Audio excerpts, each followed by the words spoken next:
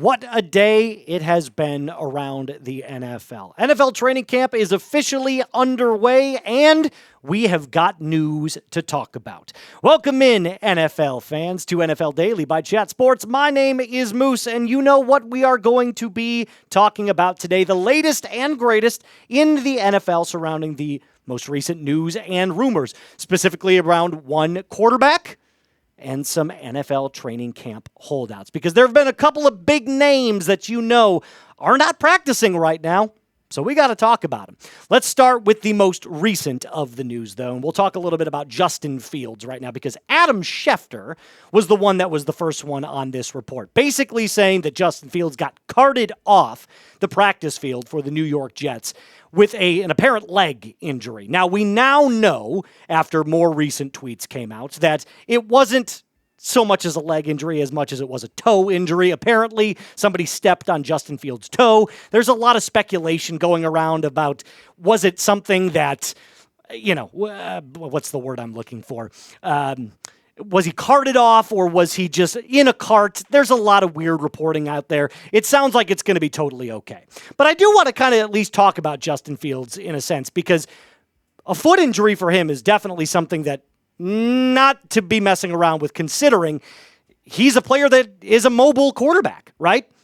His statistics are not always going to be through the air. It's not something that you need to look at his arm talent and say, okay, well, what does he do from the pocket? Because his dual threat ability, his ability to get out and make plays happen while running, is a big, big chunk of his game. It's actually what got him the contract with the New York Jets. He's got a cannon for an arm, but he still needs to develop a little bit more pocket presence, his ability to go through his progressions and then find the open wide receiver, right? But Justin Fields, again, that injury is always going to be concerning. He does have a dislocated toe, so, his ability, or mobility, could be affected by this. How much so, that remains to be seen. Hopefully, by the time week 1 rolls around, his toe's all shipshape, and he is ready to go. Now, before we get on with the next part of our episode, I do have a brief ask of you guys. We have 413,000 current subscribers right now, which means we got a long way to go before we hit 414,000. But I do have a challenge for you. Week 1 starts in just 42 days. That's when the first NFL game will be played. If there's a possibility that we can hit 414,000 before that time, it'll be greatly appreciated. So do me a favor, lock us in, hit that subscribe button for free NFL content. How about this? The NFL holdouts/hold-ins. 4 big names that you need to know about the guys that are not participating right now in NFL training camp. Some of those being the major names because of contract disputes, other ones over the verbiage in their contracts as well. Now, before I get into that, I've got an insane deal going on for you right now. NFL hoodies just in time for the fall, because obviously football's a fall sport and a winter sport. They are on sale right now. They were $55. They are now $33. So all you got to do is go to chatsports.com/NFL hoodie. You can get sweet gear for your favorite team. It's not just these hoodies, but there's plenty of other stuff that you can find over at Fanatics. The Bears one's nice. The 49ers one's nice. The Denver Broncos one looks very similar to the Bears one. That is also really nice. I made it super simple for you. I put this link in the comments and description of today's video. All you have to do is click on it and then start finding your way through the Fanatics website. One more time, special deal, $33, $55. We've got plenty off. Chatsports.com/NFL hoodie. Let's talk about the holdouts.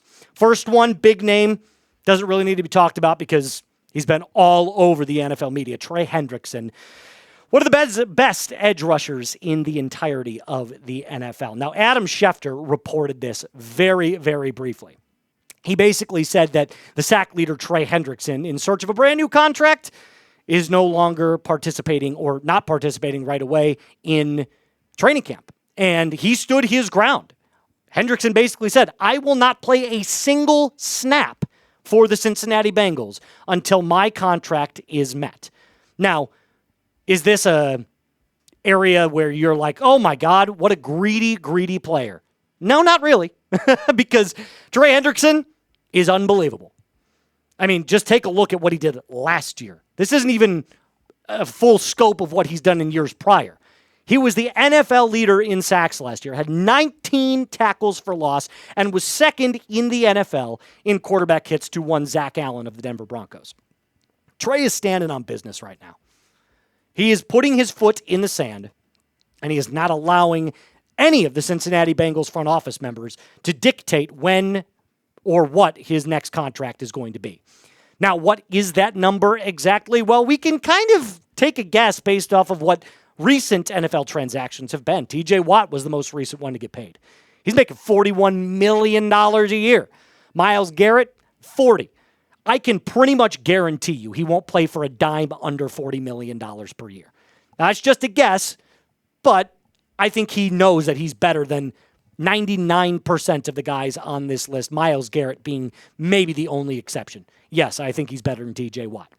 So Trey Hendrickson, one of those guys where he's probably the first guy on this list, maybe the only guy on this list that I'm fully agree with his decision and support his decision to not participate until he gets his next contract. That's how valuable he is to the Cincinnati Bengals.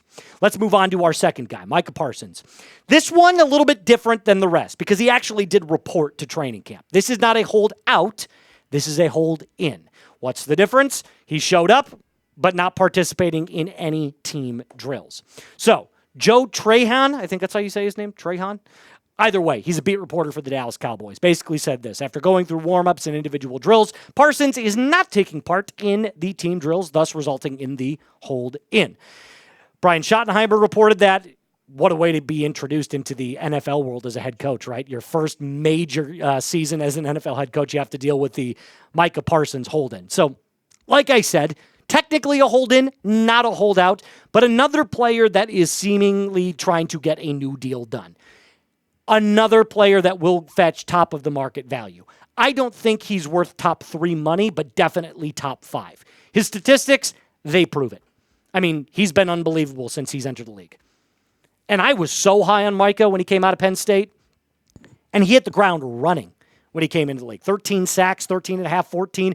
Took a slight dip in 2024, but that's okay. I mean, teams are learning how to double team him and scheme against him. But back to the money for a second, because that's what this all comes down to. Is he going to get top 3 money? Well, actually, he might, because Danielle Hunter is currently number 3. $35.6 million a year. I think he's searching for the ballpark of like 38 to 42, somewhere in that ballpark. So maybe $40 million as well. Will he get that? Remains to be seen. That's all up to Jerry Jones. But I do have a question to ask you. Do you think Micah becomes the highest paid edge in the NFL? Yes or no? I don't think he's worth that, but it wouldn't surprise me if he got that kind of money, considering these sort of NFL markets are constantly flipping themselves over. The more the NFL cap space goes up, the more money these players command, so on and so forth. On to our first offensive player on this list, Scary Terry. The picture of consistency is what I like to call him in the NFL. This guy's a stud, but not a stud like Jamar Chase stud. Like, this is the guy that is the ultimate SUV of the NFL. Reliable, has moments of flash, but all over the place, and all in all, he's going to be reliable, get you to point A to point B. Shefty on the Scary Terry deal. Washington's Terry McLaurin, who is seeking a new contract, did not report to training camp, and he's probably, alongside Trey Hendrickson, one of the most volatile about his new contract. He went public and said, I am not happy at all about where contract negotiations are currently with the Washington Commanders. But remember what I said about the picture of consistency? You're not paying for a Maserati here. You're paying for an Audi Q7, which is still a great car because the statistics, awesome. I mean, look at this. It's almost copy-paste of every single year. It looks almost identical, and he never misses time. He's always healthy. 82 receptions, 79, 77, 77. What does this mean overall? Well, the Commanders need Terry McLaurin because if you get rid of Terry, you got Zach Ertz, old Zach Ertz, and Deebo Samuel. Fat Deebo. Thank you to my producer right there. Executive producer, I'll call him at this point. So I look at this and I say, if there's one player the Commanders need to prioritize besides Jaden Daniels, it's Terry McLaurin. And right now, I think they're at a stalemate. Our final NFL holdout, which is one of the craziest stories I think I've ever seen, is a rookie, Shamar Stewart out of Texas A&M. Look, I'm not going to pretend that I know every bit of information about this story, but here's what I do know. The Bengals are notoriously cheap, and they will do everything they can to save a buck. Here's what Pro Football Network had to say about the Shamar Stewart incident, or case, whatever you want to call it. The Bengals are attempting to include language in his rookie contract that could revoke guaranteed money due to specific conduct violations, unlike previous first-round deals. Stewart won't budge, claiming to be 100% right, and he refuses to sign until the standard agreements are met. I look at this and I say, listen, I mean, you're a rookie, right? I understand both sides. Do you have the luxury of being able to sit up there and say, I deserve X, Y, and Z, and you're going to give it to me? Not necessarily. But I also think that the Bengals are notorious for stuff like this. It's a freaking mess up there, guys. It really is. So if this were any other team, I feel like a deal probably would have already gotten done by now. But because it's the Bengals and they're already got their stuff going on with Trey Hendrickson, and they paid Jamar Chase, and they paid T. Higgins, and it's just a whole chaos circus over in Cincinnati right now. So hopefully this deal gets done, but you very well could see Shamar Stewart go back to college. I know there have been reports about him going back to college as being false or it's fake news, that'll never happen, but I don't think so. I think there's a legitimate possibility that that ends up happening. I don't think he wants to play for the Bengals whatsoever. Their defense sucks, too. So let's just throw that out there. Pick a player that's going to get paid next, or sign a contract next, I should say. Trey Hendrickson, type TH. Parsons, MP. Scary Terry, TM, or Shamar Stewart, type SS. That is going to do it for us on today's episode. A shout out to my producer, Casey, who is doing his very first video today for us. He did an excellent job. So if you like the job that he did, give me a quick thumbs up on today's video. Until next time, my name is Moose. Be cool.